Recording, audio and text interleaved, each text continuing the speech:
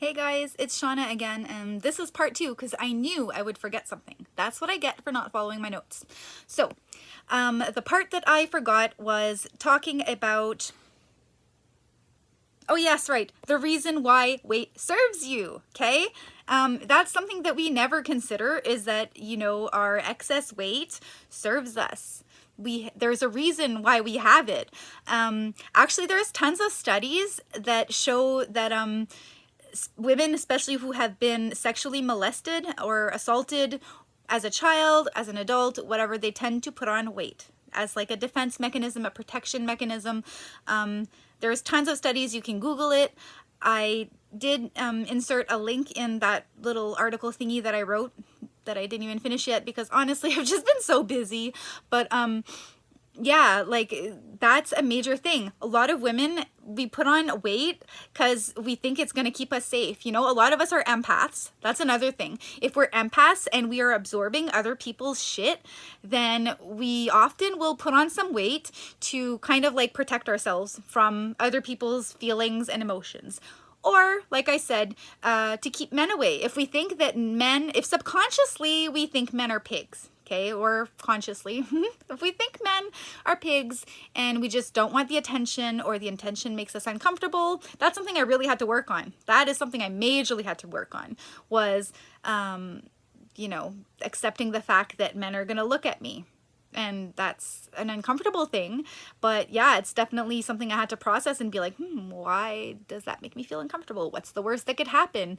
And what if that happens? What are you going to do then? And, like really dive deep into my feelings and why things are the way they are and why the weight served me, because it wouldn't be there if it didn't serve us. Okay, like our bodies don't create something that isn't gonna serve us. Like there's a lesson and a reason behind absolutely everything that happens to us. I truly believe that, even diseases, anything, and that includes weight. Right, okay, so wait, there's something else. Give me just a second here.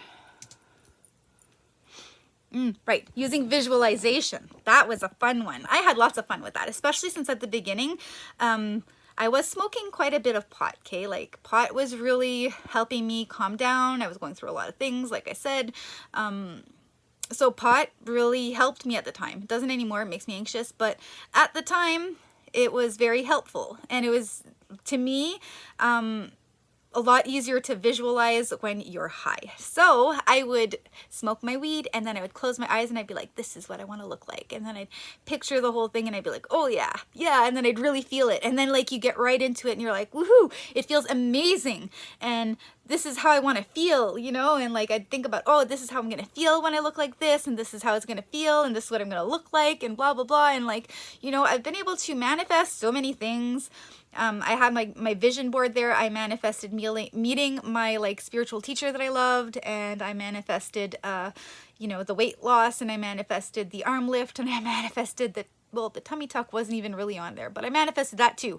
I manifested graduating from college. That's another thing that I had on my vision board with the exact same hat popping up while I was in class. Like, it's just crazy the amount of things that you can manifest by the law of attraction. And like I said, that includes your weight, but you have to really feel it and you have to work through the shadow side because you are consciously and subconsciously manifesting simultaneously. So you can try to manifest the body that you want, all that you want. Okay, you can focus on it and focus on it and focus on it, but if there's a part of you that doesn't want it and you don't confront that part of you and integrate it into yourself, then guess what? It's not going to work. You need to do the deep work. If you don't do the deep work, it ain't gonna work, okay?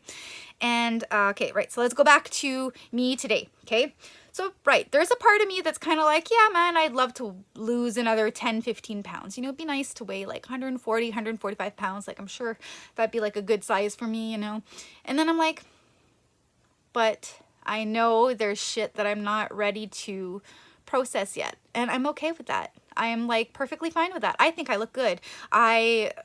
I've worked really hard to be able to look at myself in the mirror and think, yeah, I'm a good looking woman, like, and to appreciate my body the way it is. Like, I'm a curvaceous woman. My weight is at the right spots in my opinion. And yeah, that's just it, right? At this point, I am comfortable with who I am and where I'm at, and I'm sure eventually I will, you know, be ready to kind of let go of some more stuff, because like I said, the more you let go of your traumas and the crap that is holding you back, the more weight you are gonna lose. That's the way it works.